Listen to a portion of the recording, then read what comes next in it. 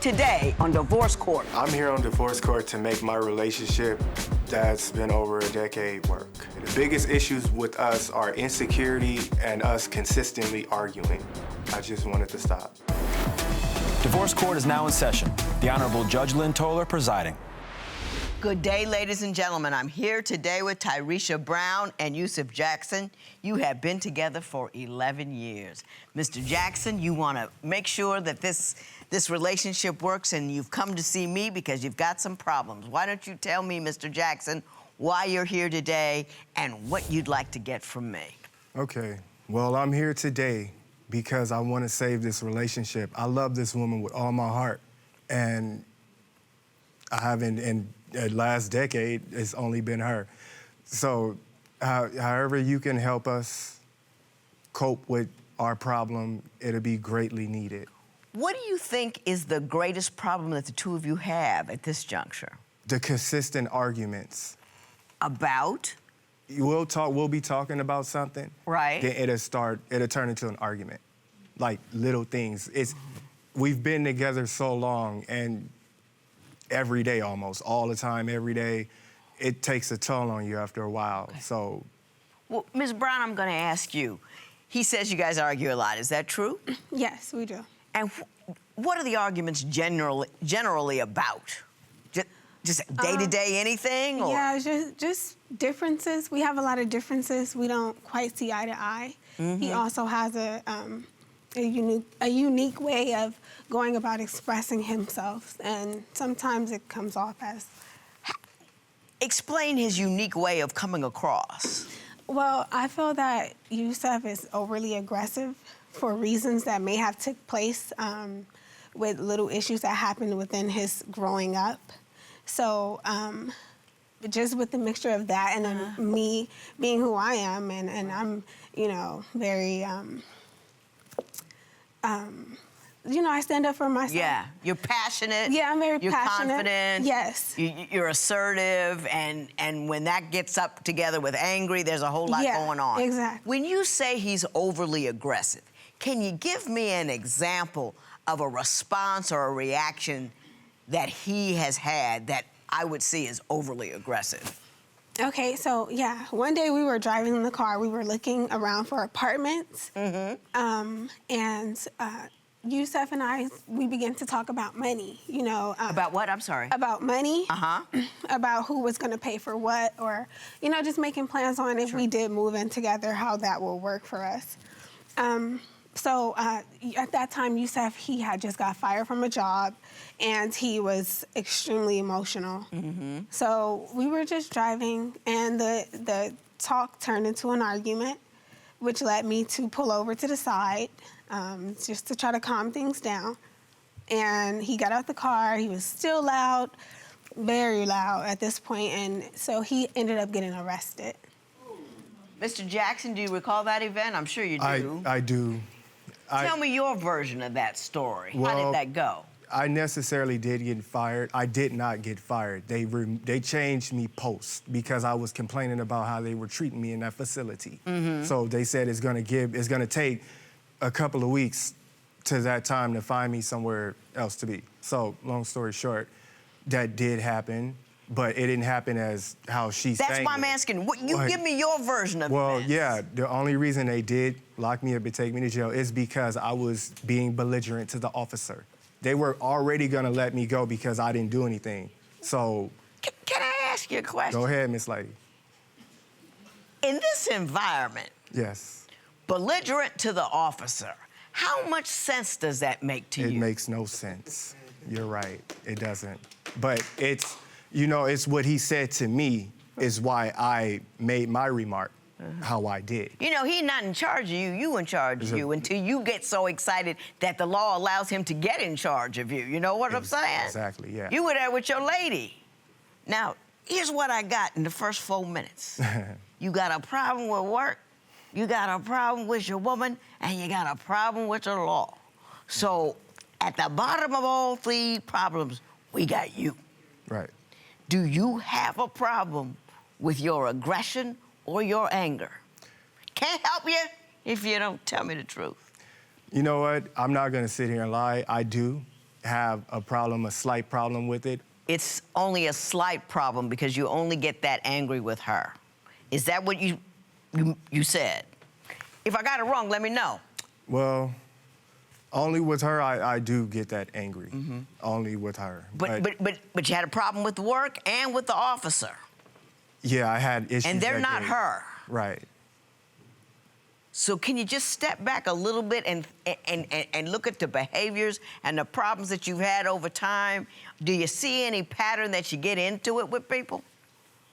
No. You don't see that? I don't. Okay. Because I normally don't get into altercations with anyone. Okay. Ms. Brown, is that accurate? No. I believe that Usif has found his avenue of the person that will put up with that through me. Can you give me a list of some other people that you've seen him get into it with to demonstrate that he has an anger issue and that it is not solely associated or a function of his dealings with you?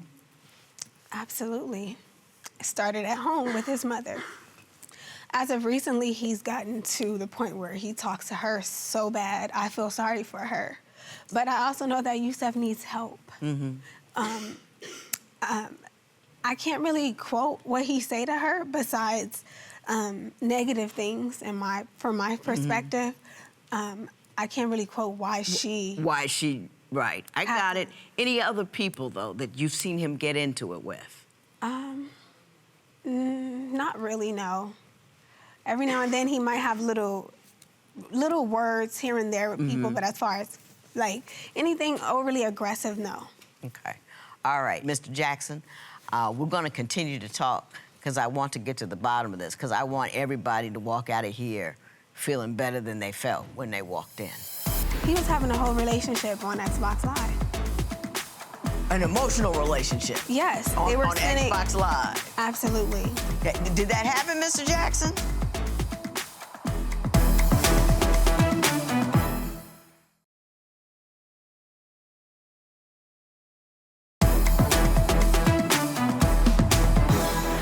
Ms. Brown, the two of you have been through a lot of personal struggles. Can you give me an idea of the pressures that both of you have been under with respect to this relationship? Yes. Early on in our relationship, Usif and I encountered our first big breakup because the relationship is off and on.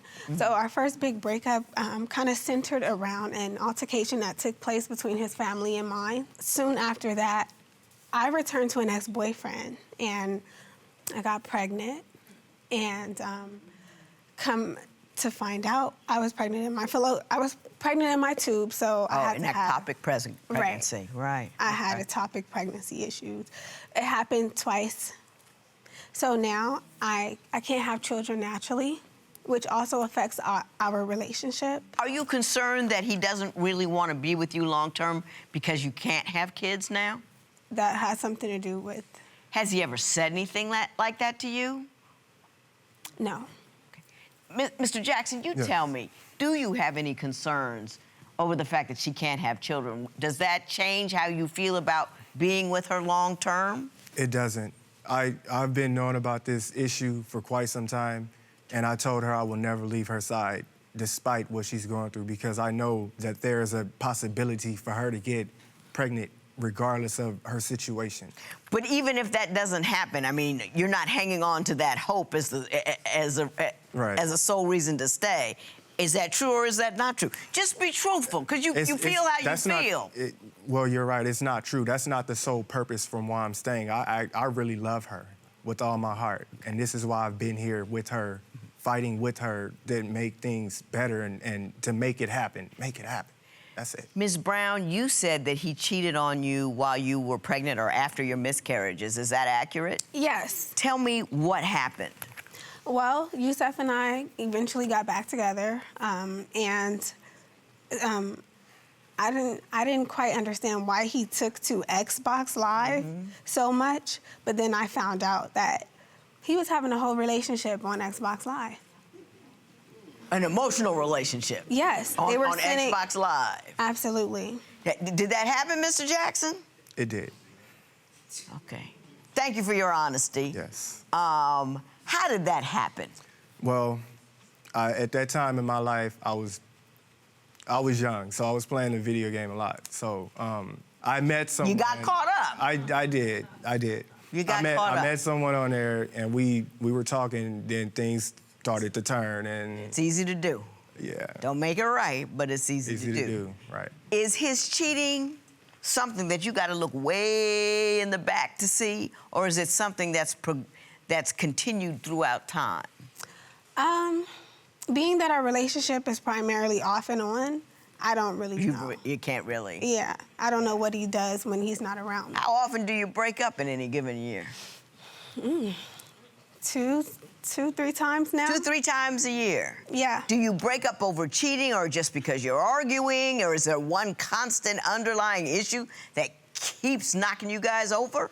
Honestly, I feel that Usif doesn't want to take on, he doesn't want to take on the responsibilities that I take on. What Meaning- responsibility? You know, just basic adult responsibilities. Oh, grown man stuff. Correct. It's the bills, the lights, the Exactly. cable, making sure everything is. Now, Mr. Jackson, Yes. take a minute. Go ahead. I'm ready. Open your mind wide like a prairie. Yes. Are you ready to settle down or no? I've been ready to settle down. Our consistent arguing is kind of drifting me away from that. I got you. It is. I got you. All right. I think I see what's going on, but I'm not sure, so we're going to take a little more time and explore. I started a small business online. It was just a little candle company. I was just, testing it out. He told me it was dumb.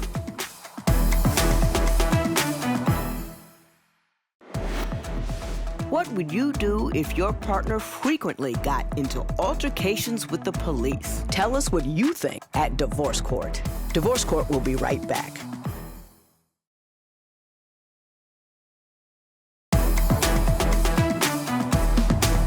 Okay, Judge Lynn, we have another viewer's question ready for your judgment call. My wife reconnected with an old flame on social media.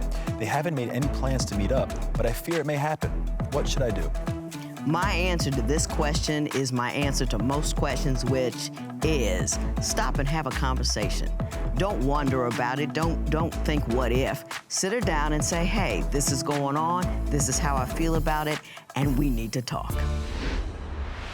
Ms. Brown, you said some things in your paper that were concerning to me, and one of them was that you feel like he's negative about any and everything that you do, that you feel criticized and diminished. Why don't you explain why you feel that way and give me some examples of the things that he says? Okay. I feel Usif doesn't support me because of the harsh remarks that he makes. For instance, I started a small business online. It was just a little candle company. I was just, testing it out. He told me it was dumb. Is it a constant thing or just every once in a while? My husband and I sometimes, well, that was a dumb idea. That does happen, Yeah. Or is it a constant thing?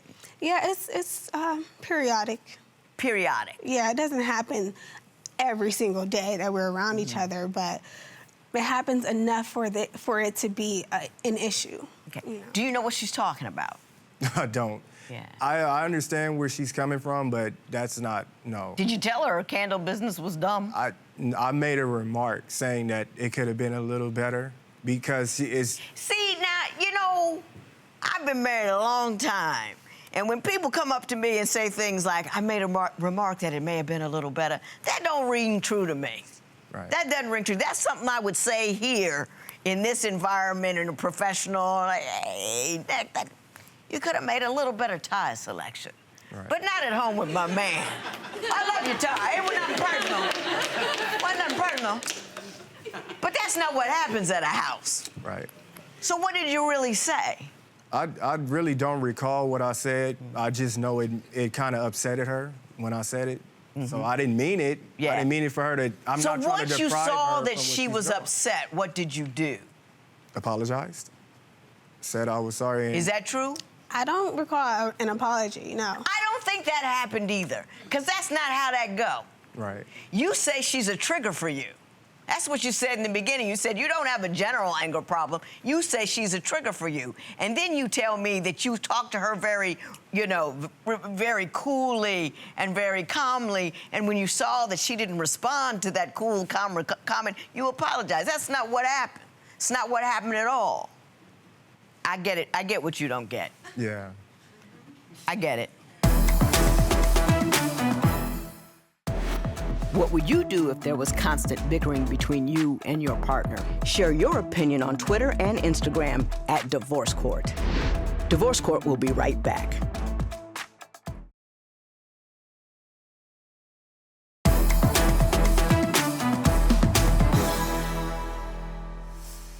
Mr. Jackson, I'm going to say this to you. I believe that you love Ms. Brown. I really do. But I think sometimes the most loving and caring and meaningful thing that you can do for somebody is step away. Because I think you're in a situation where she feels whittled away, broken, and a little bit frightened. Yeah. And you're the cause of it. And whether or not you intend it or don't intend it, whether or not it's a part of a greater anger problem or she's simply the trigger, which I don't believe in none of that, but okay, any of that, no matter what reason it is, you're harming her on the regular. And if you really, really love her, what you need to do is step away. Look at yourself, look at your heart, look at your actions, look at what you do, how you feel, what you say, how you interact, and say, how am I hurting her?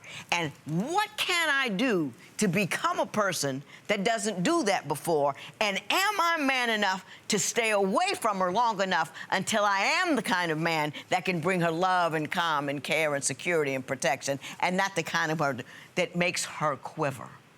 She is like paper. She is like paper over there, and I don't mean just to talk about you, Ms. Brown. I've seen a lot of Ms. Browns, and I want you to never forget how strong and capable you are. And I want you to understand that you are not defined by the children that you have, or the man that you have, or the children that you can't have, or the man that you can't have. You're defined by your candle business. I mean, you know, who knows? You might light that sucker on fire. You are defined by what you do and how well you do it. And I think that you have the right to be happy. And if this particular individual doesn't make you happy, you can love him.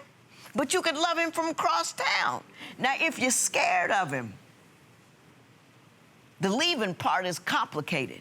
And I'm going to have somebody talk to you about what you should do and what local help you should get if you're leaving somebody that she's scared of. I hope she's not scared of you. She's not frightened of me. No. You have no insight at all. She is. And I'm telling you that you should back off and back away. Be man enough to do that. And if she backs away, you be man enough to and breathe through it and not think about like it's the end of life. Right. It's not, you know, it's just a relationship that didn't work out. Ms. Brown, if you're afraid of him, don't be afraid to say that you're afraid of him. And there are people that will help you deal with exiting a relationship you have concerns about. I hope that's not necessary. No, Your Honor. But did you hear what I said? I did.